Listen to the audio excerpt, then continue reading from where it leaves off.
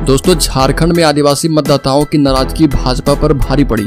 साल 2019 के विधानसभा चुनाव के परिणामों की राह पर ही लोकसभा चुनाव का परिणाम भी रहा और विधानसभा चुनाव में आदिवासी आरक्षित सीटों पर भाजपा 28 में से 26 सीटें गंवा बैठी थी और आदिवासी वोटरों को जोड़ने के लिए भाजपा ने बाबूलाल मरांडी की पार्टी जेबीएम का विलय भाजपा में करवाया और पहले उन्हें भाजपा विधायक दल का नेता बनाकर बड़ा प्रोफाइल दिया गया और बाद में वह प्रदेश अध्यक्ष भी बने।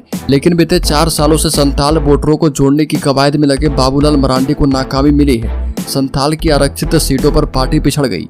वहीं कांग्रेस से गीता कोड़ा और झारखंड मुक्ति मोर्चा से सीता सोरेन को भाजपा में मिलाकर चुनाव लड़वाने का दांव भी भाजपा को उल्टा पड़ गया और साल 2019 में आदिवासी आरक्षित खूंटी और लोहरदगा में जीत दर्ज करने वाली भाजपा इस बार 5 आरक्षित सीटों पर बड़े अंतराल से हारी है। बता दें कि झारखंड में असफल रही है आदिवासी मतदाताओं को साधने की रणनीति।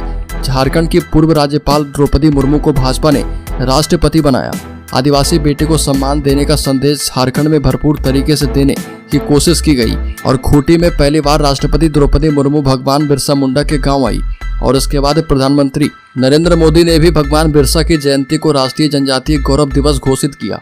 बिरसा जयंती भगवान बिरसा के गांव उलिहातू का दौरा किया। साथ ही खूंटी से आदिम जनजातीय समूहों के लिए पीएम जनमन योजना भी लॉन्च की।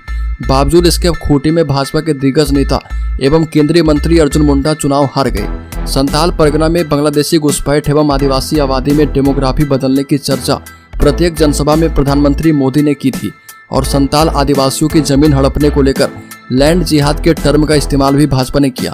लेकिन यह मुद्दा भी संथाल में गौण साबित हुआ। 2019 विधानसभा में हार के बाद आदिवासी चेहरे के तौर पर बाबूलाल मरांडी को पार्टी में शामिल करवाकर मुख्य चेहरा बनाया गया और इसी तरह आदिवासी समुदाय को साथ जोड़ने के लिए गीता कोड़ा सीता सोरेन को पार्टी में लाया गया। लेकिन इसके बावजूद आदिवासी मतदाताओं का साथ भाजपा को नहीं मिला। बता दें कि झारखंड में भाजपा के लिए बिग फैक्टर क्या क्या रहा, तो इसमें पूर्व मुख्यमंत्री हेमंत सोरेन को जेल भेजने के बाद उनके पक्ष में सहानुभूति की लहर उत्पन्न हुई। आदिवासियों खासकर संथाल परगना में मतदाताओं के बीच संदेश गया कि इंडिया गठबंधन जीतेगा तो हेमंत सोरेन जेल से बाहर आएंगे और संथाल की सारी आरक्षित सीटें खिसक गई। दुमका में शिबू सोरेन की पुत्रवधू सीता सोरेन को भाजपा ने प्रत्याशी बनाया था और इससे कैडरों में नाराजगी का असर भी रहा। कल्पना सोरेन दुमका और राजमहल दोनों सीटों पर प्रभावी रही। आदिवासी सीटों पर कोई तीसरा कोण नहीं बन पाया और खूंटी में कुर्मी आदिवासी वोटरों की नाराजगी का सामना अर्जुन मुंडा को करना पड़ा। महज 7 प्रत्याशी इस बार चुनावी समर में थे और क्षेत्र में कम रहना भारी पड़ा। झापा की अर्पणा हंस एवं निर्दलीय बसंत लोंगा प्रभाव नहीं छोड़ पाई और वोटों का बंटवारा भी नहीं हो पाया। बता दें कि लोहरदगा में चमरा लिंडा फैक्टर नहीं बन पाए। ऐसे में सुखदेव भगत ने बाजी मारी।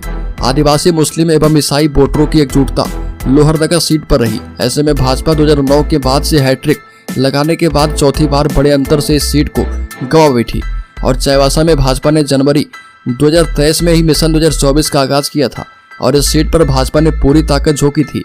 लेकिन कांग्रेस से गीता कोड़ा को लाकर भाजपा ने अपना प्रत्याशी बनाया और भाजपा इस सीट पर बड़े मार्जिन से पिछड़ी। चाईबासा लोकसभा की सभी विधानसभा सीटों पर इंडिया गठबंधन का कब्जा है और इंडिया गठबंधन के विधायकों ने यहाँ पर पूरी ताकत झोंक दी। इसका खामियाजा भाजपा को भुगतना पड़ा और हो और संथाल मतदाताओं ने भी यहाँ पर इंडिया गठबंधन के पक्ष में एकजुटता दिखाई।